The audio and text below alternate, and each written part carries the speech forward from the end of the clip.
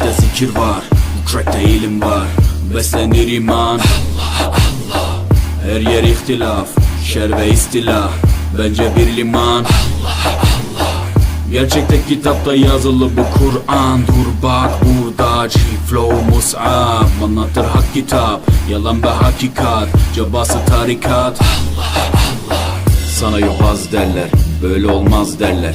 Onlar gibi düşünmedikçe çoban derler. Biz Müslümanız, düşüncemiz hüsnü zandır. Bak istediğin güçle saldır, biz Rabbe müptelayız. İşimde Allah, dilimde Allah, zikrimde Allah, fikrimde Allah, aklımda Allah, aşkımda Allah, aslımda Allah, kanımda Allah. Hasbi Rabbi Cellallah, ma fi kalbi gayrullah. Nur Muhammed sallallahu, la ilahe illallah.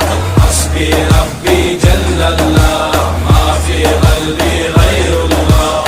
Nur Muhammed sallallahu, la ilahe illallah. Bu benden bir davet, nefse ikamet, hem de tek çare Allah Allah. Bu hayat imtihan, şeytandan intikam, sayısız iltifat Allah Allah. Güvendiğin dağlara kar yağar bak ancak Allah asla seni satmaz. Düşünce kalkmalısın, şükürle kalmalısın. Desin hep kalp atışın Allah Allah. Günahla esti yerler, daha gençsin derler. Bu hayat basamakları, çürük merdivenler. Senden bir istirham, devamlı istiğfar, gereken irtibat Allah Allah. İşimde Allah, dilimde Allah, zikrimde Allah, fikrimde Allah, aklımda Allah, aşkımda Allah, aslımda Allah, kanımda Allah. Hasbi Rabbi Cellallah,